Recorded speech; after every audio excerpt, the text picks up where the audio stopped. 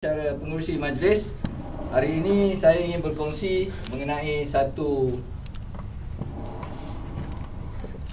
teknik ataupun satu program ataupun boleh juga dikatakan satu ajaran kerana mereka yang menganuti ajaran ini dia lain sikit,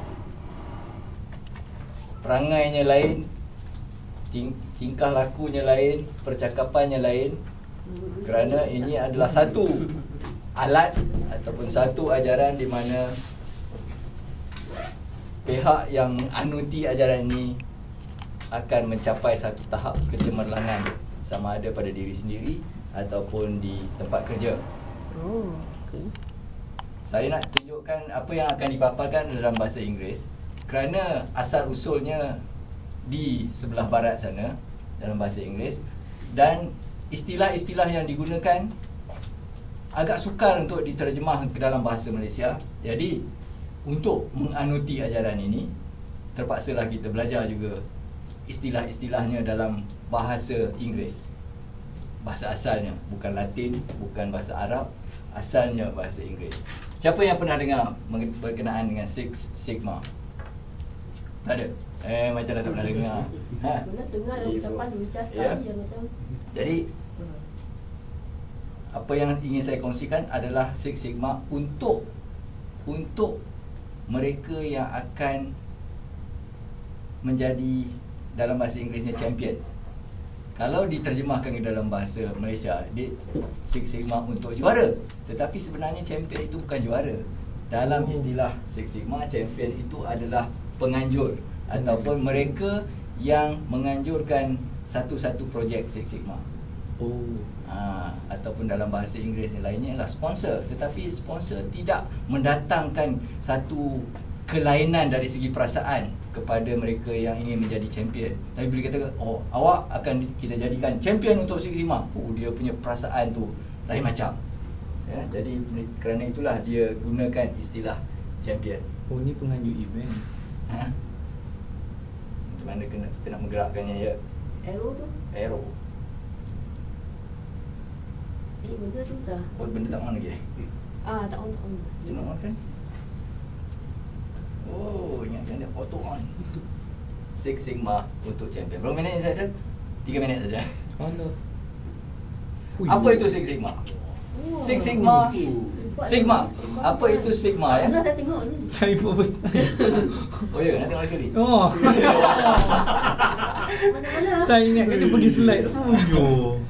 Sigma. Sigma itu ialah abjad Greek yang ke-18. Kita tahu abjad-abjad Greek, ya, alpha, beta, theta.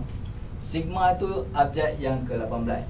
Jika kita masih ingat lagi, semasa kita mula-mula mempelajari matematik tambahan, rasanya, ya, matematik tambahan, kita belajar berkenaan dengan sigma. Sigma itu ialah unit dalam statistik atau perangkaan untuk menunjukkan standard deviation ataupun standard deviation.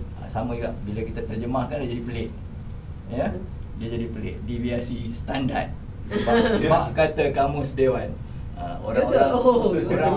Orang-orang yang pro bahasa Malaysia, ortodok, dia kata, what?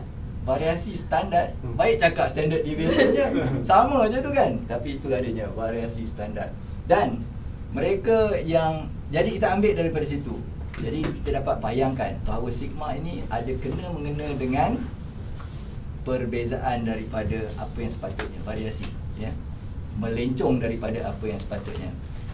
Jadi ia ada kena-mengena dengan kecemerlangan, ada kena-mengena dengan kualiti. Sebab itulah syarikat-syarikat organisasi besar seperti Sony, seperti ada juga Telekom Malaysia, yeay. Ya. Tidak disengajakan. Ya. Tapi yang mempelopori kaedah atau ajaran Six Sigma ni ialah General Electric. Ya, mereka menganuti, beriman kepada Six Sigma dengan sepenuhnya, bagai orang satu kumpulan yang fanatik. Jika anda tidak ada pengetahuan ataupun kemahiran atau kepakaran Six Sigma, jangan haraplah untuk mendapat kenaikan pangkat dalam General Electric. Ya. Itulah bagaimana percayanya mereka kepada konsep ini. Bila kita nak ukur variasi piawai tadi tu, okey. Piawai tu bagus. Bukan standard bukan biasa. Variasi piawai. Ia adalah kita ukur pada proses ataupun kerja-kerja kita. Apa yang kita buat di tempat kerja semuanya proses. Ya, bukan buat kerja, buat proses sebenarnya. Kerana dia ada langkah-langkah yang kita lakukan untuk mengeluarkan apa yang sepatutnya kita keluarkan. Jadi, ia adalah satu sukatan bila kita menyukat bagaimana proses kita atau kerja kita dinilai. Jika terlampau banyak variasi, maknanya contoh dia proses untuk membuat satu laporan. Contoh, kalau terlampau banyak variasi, hari ini mood baik, laporan kita memang ejaan semua 100% betul. Esok mood tak baik, mungkin kerana tak dapat berpidato malam ini, laporan kita esok banyak ejaan salah. Jadi terlampau banyak variasi. Bila proses yang terlampau banyak variasi, kita akan dapati sigma dia rendah, antara 0 hingga 2. Jadi bila ada orang yang mengatakan, I punya sigma proses I 0 lah, itu maknanya terlampau banyak variasi. Terlampau banyak variasi, macam di luar kawalan. Untuk yang tengah-tengah, antara 2 hingga 4.5. Yang biasanya macam kita ni lah, antara 2 hingga 4.5. Itu biasa. Itu biasa. Bila kita dah tahu apa yang kita buat di tempat kerja, selalunya sigma proses kita adalah antara 2 hingga 4.5. Yang tidak ada variasi, ini yang konsisten, yang seperti mana kalau kita ambil anak panah tu, yang bullseye tu, dia akan tepat ke sasaran setiap kali. Kalau dia membuat sesuatu kerja, dia akan membuat kerja itu dengan hasil yang sama setiap kali. Mengalahkan mesin, mengalahkan robot. Konsisten. Bila kita sukat sigma prosesnya, kita akan dapati ia di antara tinggi lah, 4.5 hingga 6. Dan tidak ada lagi yang tinggi lagi daripada 6. 7 ada, tetapi 7 terlampau tinggi, di luar kebiasaan dunia ini. Ya. Smart. Jadi bila kita sukat sigma tu, apa yang kita nampak? Ini dia. 1, 2, 3, 4, 5, 6. Siapa yang dapat 0 tu memang tak tahulah macam mana dia boleh dapat kerja. Ya? Jadi kita tak payah cerita 0 lah. Kita cerita 1 sigma sampai 6 sigma. Yang sebenarnya, ya, sigma ni, bacaan sigma ni adalah terjemahan kepada bacaan per 1 juta.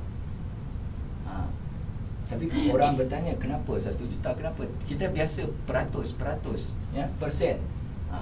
Kerana jika kita berada di tahap sigma yang rendah, ya, katakanlah 3 sigma lah, kita akan dapati prestasi kita 93%. Pada orang kebanyakan, 93% itu dah cukup baik dah. Kan? Cukup baik dah. Kalau di sekolah nak dapat A berapa? 85%. 85%. Tak sampai 3 sigma. Ini A tu dah cukup baik dah tu. Tapi kalau dalam dunia Six Sigma, tak cukup baik. Bawah biasa. Bawah biasa. Ya, sebab kat sini kan 85 kan, bawah biasa. Kita nak pergi kepada 6 sigma. Kenapa kita tidak gunakan peratus? Kerana peratus itu per 100, tidak sensitif. Tak boleh rasa betapa teruknya prestasi kita tu. Tetapi apabila kita sukat menggunakan per 1 juta, kita tengok prestasi yang sama 93%. Bila kita dengar 93%, okey lah 93%. Tetapi apabila kita sukat dalam bentuk sigma, dan kita terjemahkan dalam bentuk per sejuta, bermakna kita membuat 66,807 kesalahan setiap 1 juta. 66,807 kesalahan dalam 1 juta. Kesalahan. 6 sigma cuma 3.4 kesalahan dalam 1 juta. Wah, ada manusia. Bila diterjemahkan kepada peratus, 99.997%. Ada tak di antara kita di tempat kerja yang bercerita, yang bercakap tentang penambahbaikan daripada 99.8% kepada 99.97%? Jarang kerana orang akan ingat kita ni gila ke apa. Kalau daripada 93 ke 94 biasa dengar, 95% naik kepada 97% biasa dengar. Tapi kalau dalam dunia sigma tak cukup baik lagi. Tak cukup baik. Gila. Kenapa? Cuba bayangkan ya. Saya suka memberi contoh jabatan penggajian di tempat kerja saya. Pada saya, selama saya sudah bekerja lebih daripada 20 tahun, tidak pernah sekali pun mereka membuat kesalahan dalam pembayaran gaji saya. Itu berapa kali?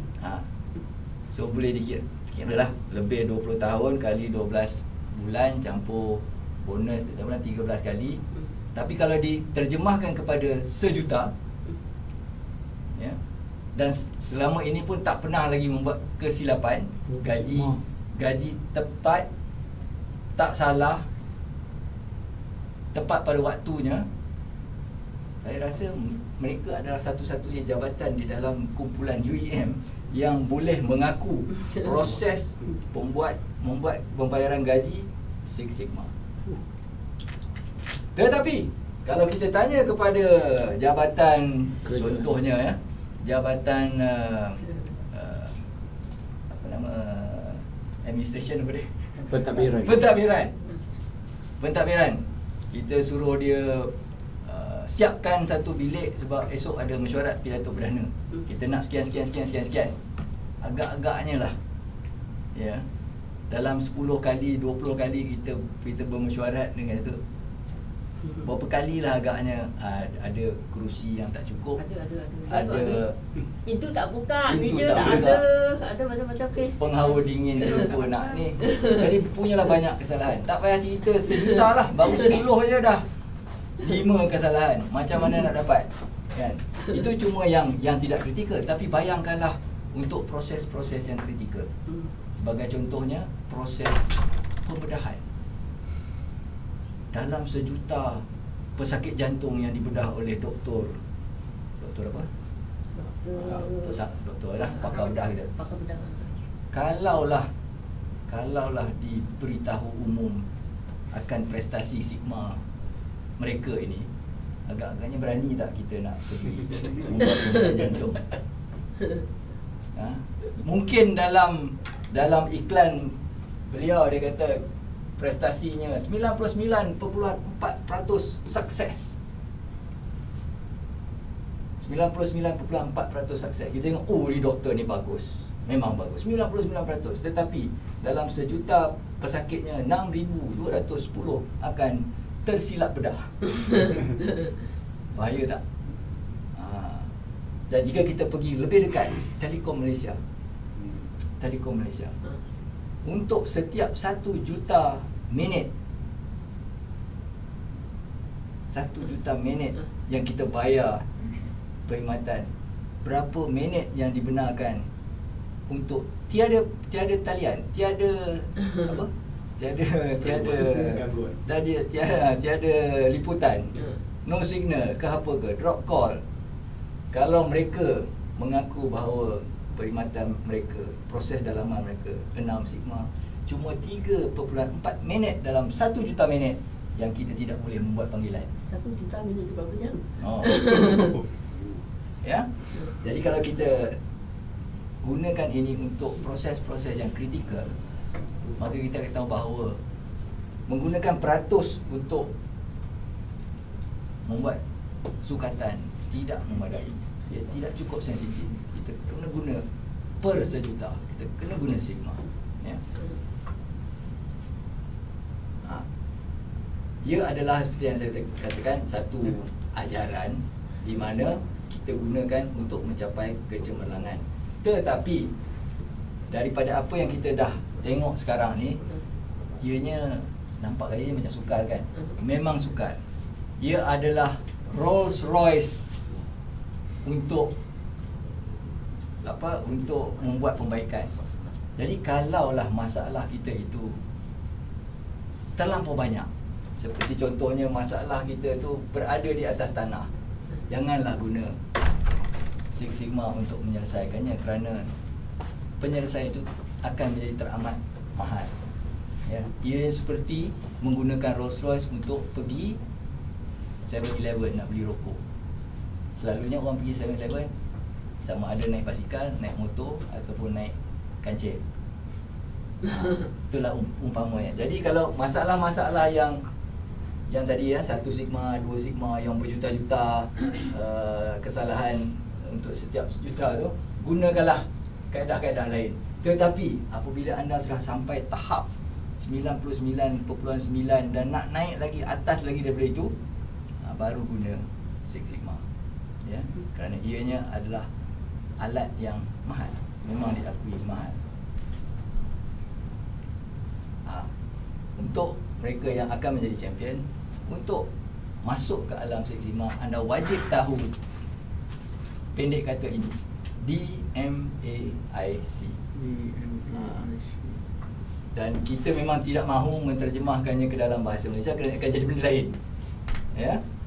Ini adalah langkah-langkah proses Six Sigma.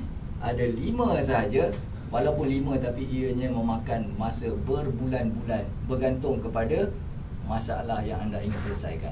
Mula-mula kita define apa benda masalah yang nak kita selesaikan ni. Apa benda proses apakah proses yang kita hendak menambah baikkan ini? Adakah kita ingin menambah baikkan proses pembayaran gaji kita tadi, ataupun adakah kita ingin menambah baik proses pengucapan awam kita? Ya, dalam masa 1 juta perkataan yang kita sebut dalam ucapan-ucapan kita, saya nak membaiki proses mendapatkan ahli untuk hadir. ya, kan? Ya. Langkah pertama kita define ataupun kita tuliskan, kita takrifkan, kita ceritakan dengan sejelas-jelasnya apakah masalah yang ingin kita hadapi ni. Kemudian kita sukat. Sebab Sigma tadi adalah alat sukatan daripada perangkaan ya. Jadi kita sukat. Kita mula membuat ukuran-ukuran, sukatan-sukatan, kerana dikatakan oleh orang bahawa jika sesuatu itu tidak boleh disukat ataupun diukur, maka ia tidak boleh diperbaiki. Betul? Jadi mesti boleh disukat. Kemudian barulah kita kaji atau kita analyze atau kita analisis. Kita kaji apa data yang telah kita kumpulkan tu, kita kaji.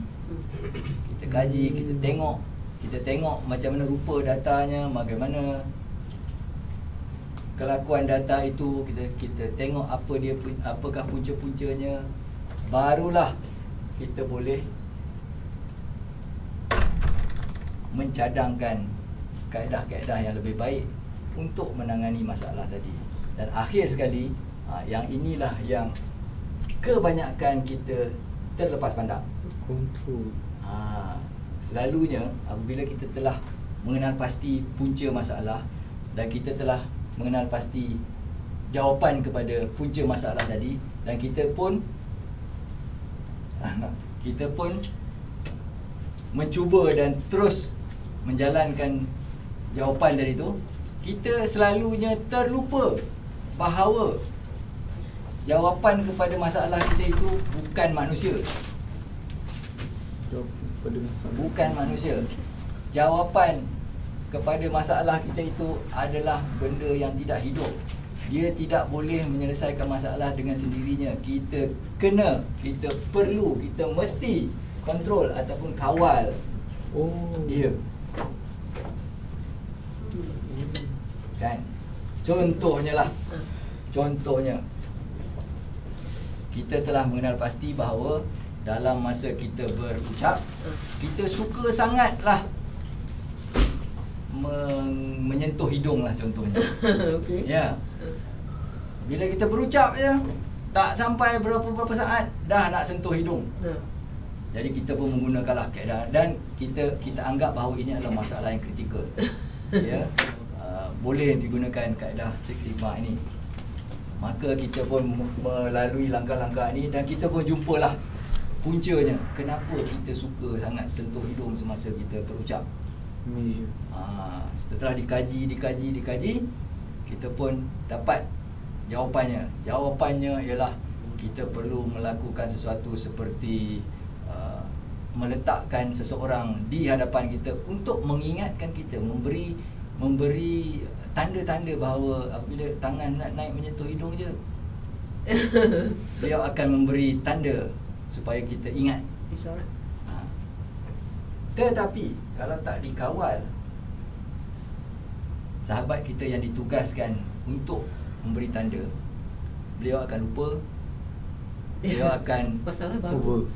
Beliau akan tertarik kepada benda-benda lain, ataupun dalam ucapan kita beliau telah terleka dan membuat benda lain dan terlupa untuk mengingatkan kita bahawa tugas beliau ialah untuk mengingatkan kita jangan sentuh hidung. Kontrol. Jadi di dalam langkah kontrol atau kawalan ini ada benda-benda yang perlu kita buat untuk pastikan bahawa jawapan kepada masalah kita itu tidak mengecewakan kita. Kalau tidak, penat aja buat Six Sigma. Ya. Jadi kerana itulah yang dikatakan bahawa cara Six Sigma ni untuk menyelesaikan masalah, untuk meningkatkan tahap kecemerlangan proses kita amat mahal. Kerana satunya disiplin untuk melalui tiap-tiap langkah ini, ya, dan yang akan mengambil masa, dan banyaklah alat-alat yang terpaksa digunakan di dalam tiap-tiap daripada 5 langkah ini. Kerana itu orang yang menggunakan kaedah ini, orang yang menganuti ajaran ini, mereka yang beriman kepada Six Sigma ini, dia akhirnya akan berubah dan menjadi watak yang berbeza daripada orang-orang biasa. Padahal robot lah. Macam robot pun kadang-kadang ya, ya. Kerana pemikiran mereka akan di MAIC. Bila kita berjumpa mereka, ada problem lah. Apakah masalah anda? Define please. Dia akan bertanya, masalah tu macam mana? Besar mana? Bila? Di mana? Bukan pernah berjumpa dengan Six. Ya, kan? Dan mereka akan bertanya tentang sukatan. Berapa kali dah jadi? Tiap-tiap ucapan tu berapa kali sentuh hidung? Bila sentuh tu berapa lama? Ya, dia akan bertanya soalan-soalan yang begitu terperinci sampai kita pun, betul ke orang yang sedemikian? Ada wujud orang sedemikian? Six Sigma. Ada, ya. Itulah dia orang mereka yang telah percaya dan telah melangkah daripada dunia biasa kepada dunia Six Sigma, ya. Dan percayalah, sepanjang penglibatan saya di dalam konsep Six Sigma ni, mereka yang telah melalui proses ini dan melalui ujian dan mendapatkan sijil-sijil dan tahap-tahap tertentu, mereka di pasaran pekerjaan sana amat dikehendaki.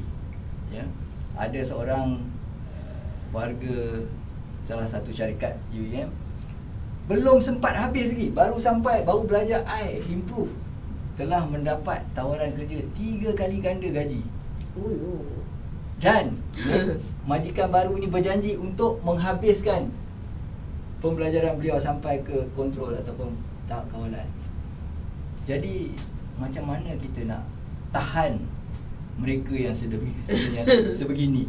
So kita persilakan ajalah. Jadi kita pun kata inilah mungkin